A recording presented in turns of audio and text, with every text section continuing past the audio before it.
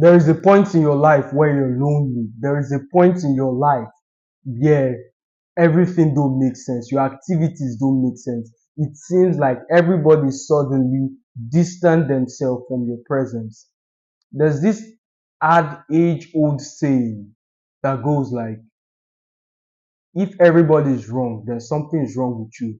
But that might not necessarily be true in this case. Sometimes it might be that this switch is usually caused by a change of information.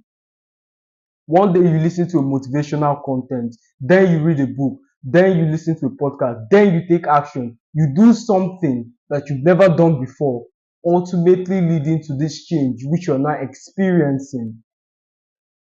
So when you undergo this change, you begin to have so much knowledge such that you start criticizing others. Oh, this guy is spending $100 at McDonald's as opposed to dollar costing averaging into the S&P 500. Oh, this guy is wasting his time partying. Oh, this guy is doing this. Oh, this guy is doing this. Sometimes your knowledge can so puff you up that you begin to demean every single person that's not at your par of intellect. And even worse, if you now couple this intellect you have with good communication, you become a beast, a formidable opponent, channeling that fire in the wrong direction. All of a sudden, you find yourself lonely, not lonely, but alone, devoid of friends.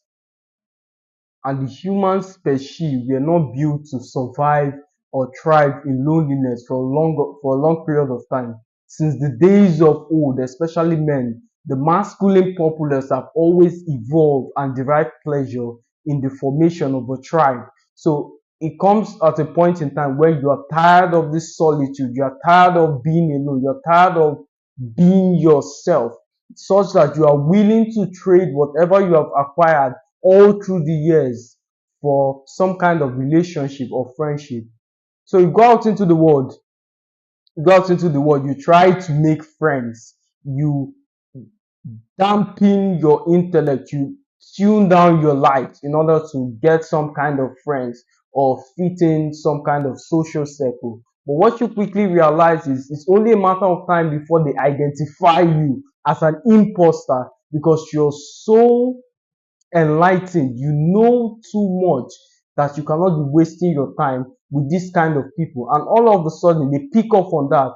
It's the little things that separate the winners. Let me give you a backstory of your mind. When something is subconscious or when you know something, you begin to do things subconsciously that betrays your individuality. You begin to say things subconsciously that makes them realize that you're an imposter. For instance, oh, let's go to a party down to be fun. Meanwhile, you go, no, it's not interesting, it's a waste of time. You say that subconsciously without being aware of what you've just done. You've not only downplayed their belief system, but you've established the fact that that's not your thing. And the unfortunate reality is, in most relationships today, the only binding thing, the only strengthener of that relationship is fun. And once you've broken that barrier, or once you do not operate within the confines of hedonism and wasting of time, you're deemed as weird. So you see that that intellect in and of itself begins to ostracize you from social circle without your knowledge, without you paying attention to it. You look around you and you wonder why you're lonely. Some of you then revert to anger, begin to go back to criticizing every single person. But what you're doing in that process is you're trivializing everything at the expense of your own gifts. Because once you trivialize everything, automatically you set such a high standard for yourself that you begin to criticize yourself as well. That can be a good thing if you're setting a standard or if you want to do things unto the end of perfectionism. But if you're doing it as regarding jealousy or envy or belittling people, it's only a matter of time before you do not appreciate yourself. You do not take cognizance to the amount of progress you're making.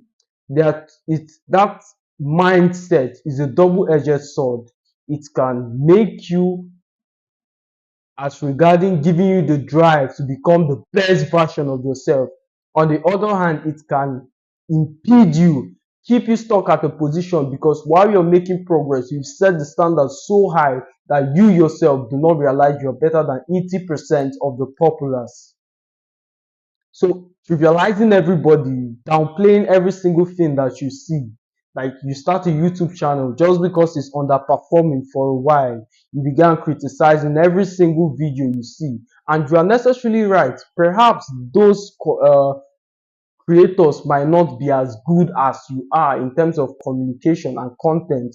Perhaps you have a unique perspective to the messages you are now providing.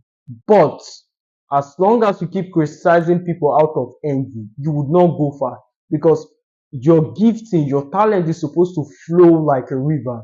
And once you start carrying baggages like envy, jealousy, criticism unnecessarily, you it becomes like rubbish that blocks that flow. You find it difficult to express yourself, either if you follow the route of sports, speaking, etc. Any route at all, you notice that it's now difficult to perform.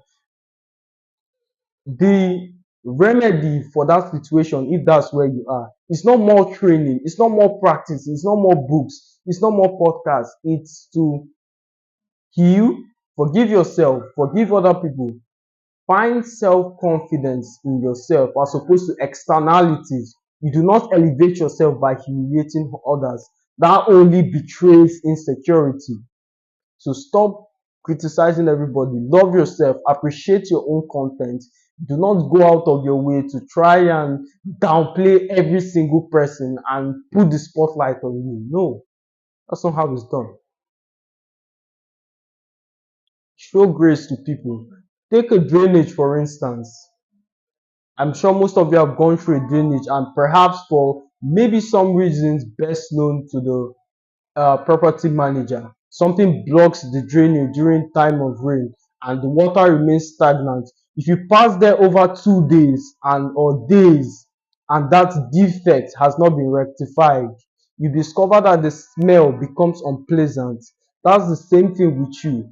Your talent is hindered by jealousy and all this envy. And if you don't get rid of it, it becomes obnoxious. You notice that while performing or while speaking, although you're doing it perfectly, people criticize you in return. People return the favor. So it's very difficult to grow in that kind of environment. Of course, you get hate along the way.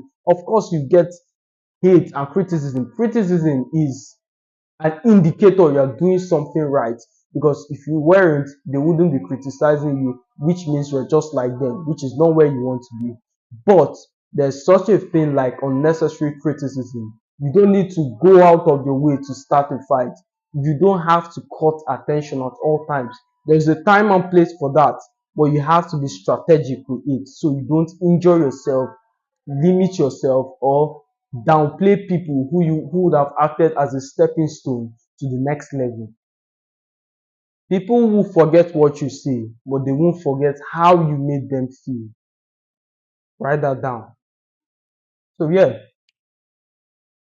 and what I've noticed is the people who are very obnoxious, the people with little to no results, gives the best advice.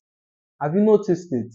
You see someone not in the best physical condition, but he knows a whole lot of theory about how to go to the gym, how many times you should bench press, down to the types of veins and arteries that will be broken while you're in your gym session. He knows all of that, yet he's not in physical condition. The reason because he has not paid attention and is not working in consciousness of that new information he sustained.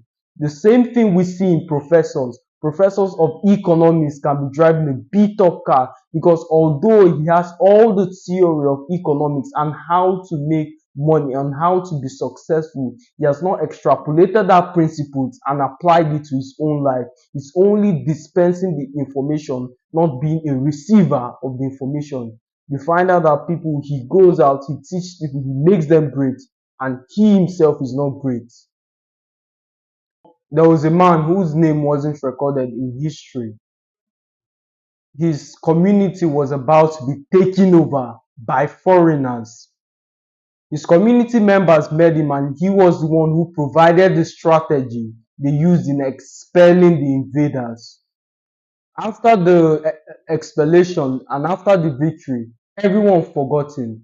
This was the remark: the wisdom of a poor man is despised. So whatever you have currently, try as much as possible to commoditize it, even if it's a mere habit.